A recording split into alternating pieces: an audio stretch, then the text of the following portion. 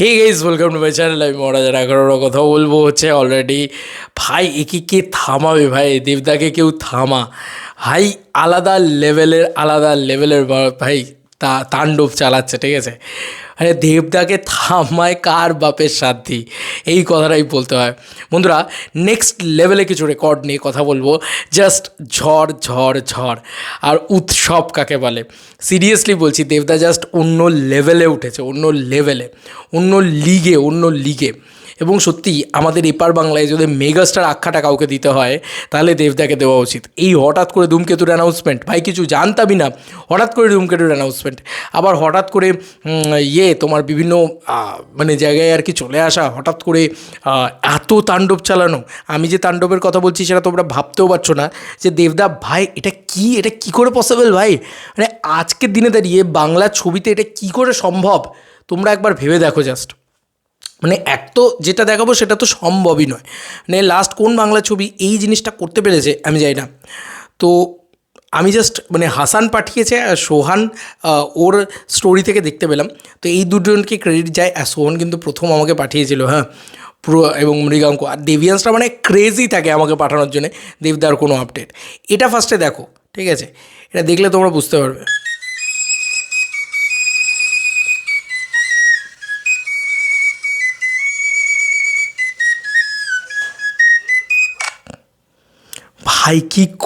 ভাই কি করেছে। এবং এটা দেবদাদা এটা দেখো, এটা বলে সোহান ছেড়েছে। এবং সিরিয়াসলি রথিজিৎদা সেটা শেয়ারও করেছে। তো জাস্ট অসাধারণ লাগলো, মানে এটা অ্যাকচুয়ালি তো অসাধারণ লাগলো। এত সুন্দর মানে বাঁশি এবং হাতে মানে দিয়ে, আমার তো জানো নেটওয়ার্ক ইস্যু ভাই, কী করা যাবে। বাট যেটা আরও একটা জিনিস এটার সাথে সাথে বলতে হবে, লা লা লা লা লা লা, কিশোরী কিশোরী, না না না না না, হা হা। সিরিয়াসলি মানে এটা এত ভালো হয়েছে, ও সামনে তুলে না আনলে কেই বা দেখতে পেতো। তো প্লিজ দেবদা তুমি এগুলো দেখো। প্রচুর শিল্পী কত সুন্দরভাবে একটা গান কোন লেভেলে ক্রেজ তুললে একটা মানুষ লুঙ্গি পরে, খুব নিম্ন স্তর থেকে এই মানুষগুলো আসে, তো কিন্তু এরা কিন্তু অ্যাকচুয়ালিতে বিশাল বড় বড় শিল্পী হয়।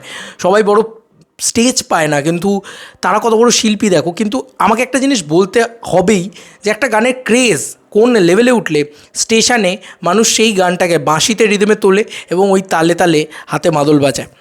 তো আজ অবধি আমার মনে পড়ছে না আমাদের এখানকার কোনো গান রিসেন্ট টাইমসে যেটা এই লেভেলে ক্রেজ তুলেছিল।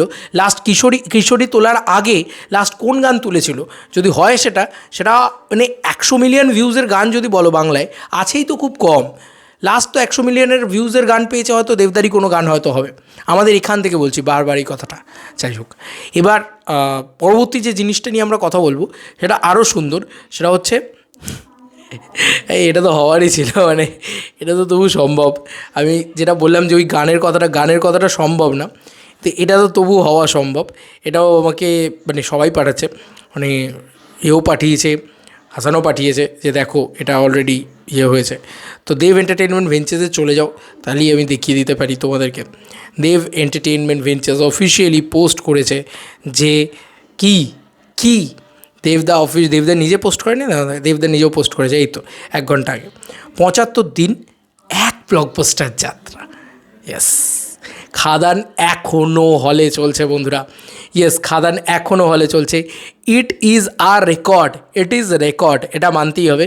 খাদান এখনও বক্স অফিসে চলছে বন্ধুরা। এই 75 দিনের যাত্রা, বাংলা কোনো ছবি 75 দিন যেতে পারে না, তার মধ্যে আবার একটা মাস কমার্শিয়াল ছবি, সেটা আবার 75 দিন ধরে চলছে।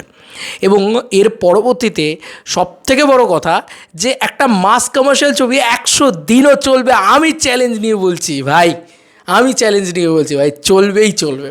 কারণ দেবদার সঙ্গে চ্যালেঞ্জ নিবি না সালা, এটাই হচ্ছে ব্যাপার, ঠিক আছে।